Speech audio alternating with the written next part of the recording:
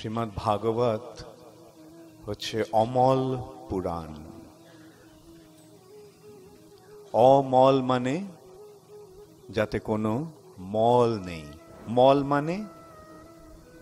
মানে নোংরা বা আবর্জনা। সেই আবর্জনাটা কি? আবর্জনাটা হচ্ছে জড় জগতের প্রতি আসক্তি। এই জড় জগতের প্রতি আসক্তিটাই হচ্ছে মল। সেই মলটা দু রকম। একটা হচ্ছে তমগুণ জনিত আকর্ষণ, আরেকটা হচ্ছে রজগুণ জনিত আকর্ষণ, রজগুণের প্রভাবে আকর্ষণ। রজ তম, এর ঊর্ধ্বে রয়েছে সত্যগুণ। সেই সত্যগুণে অধিষ্ঠিত হলে আমরা এই জড়জগতের ঊর্ধ্বে যে চিন্ময় জগৎ রয়েছে সেই জগৎ সম্বন্ধে জানতে পারি। যতক্ষণ আমরা তমগুণের দ্বারা প্রভাবিত থাকি, যতক্ষণ আমরা রজগুণের দ্বারা প্রভাবিত থাকি, ততক্ষণ এই বিষয়টি আমরা হৃদয়ঙ্গম করতে পারি না। তদা রজস্তম ভাবা কাম লোভ দয়াশ্চর্যে। এই রজ এবং তমগুণের প্রভাবে কি হচ্ছে? কাম, লোভ ইত্যাদির প্রকাশ হচ্ছে।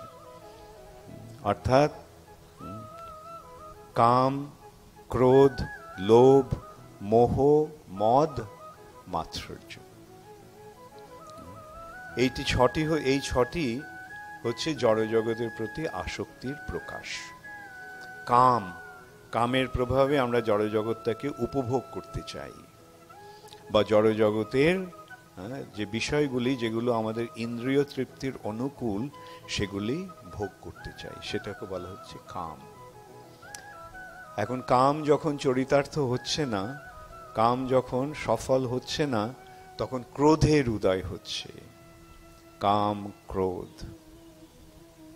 আর সেই সঙ্গে কামটাকে ভোগ করার জন্য লোভ, কাম ভোগের জন্য যে বিষয়গুলি সেগুলি আহরণ করার যে প্রচেষ্টা, সেটা হচ্ছে লোভ। তার ফলে মোহ, আমরা মোহাচ্ছন্ন হয়ে পড়ছি। আর যখন সেই বিষয়গুলি লাভ হচ্ছে তখন গর্ব হচ্ছে, মদ।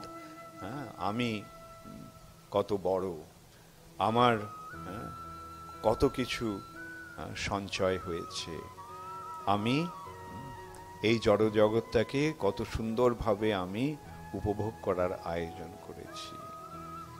মদ। মদ মানে হচ্ছে গর্ব, অহংকার। আর যখন আমরা দেখছি অন্য কেউ এই জড়জগৎটাকে ভোগ করার নানা রকম আয়োজন করেছে, তখন তার ফলে আমাদের মাৎসর্য বা হিংসা। কেন ও পেল, আমি পেলাম না। এই ছটিকে বলা হচ্ছে ষড়রিপু, ছটা শত্রু। যেই শত্রু আমাদের জীবনের প্রকৃত উদ্দেশ্যটা সাধন করতে দিচ্ছে না, আমাদের চিন্ময় স্তরে অধিষ্ঠিত হতে দিচ্ছে না।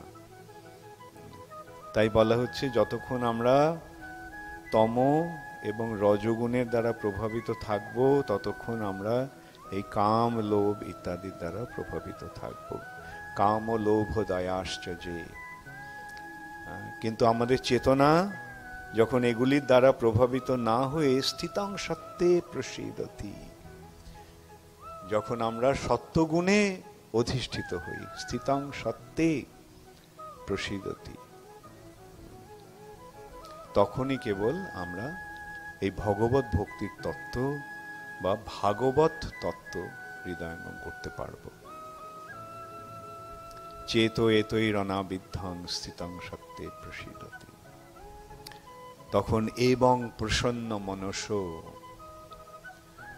আমাদের মনোভাব, আমাদের মনের ক্রিয়া, আমাদের অন্তরাত্মা তখন প্রসন্ন হয়ে যায়। এবং প্রসন্ন মনস, তখন ভগবত ভক্তি যোগতঃ, ভগবত তত্ত্ববিজ্ঞানং, এই ভগবত তত্ত্ববিজ্ঞান লাভের ফলে মুক্ত সংঘর্ষ জায়তে, এই জড়জগতের বন্ধন থেকে আমরা মুক্ত হতে পারি, মুক্ত সংঘর্ষ জায়তে।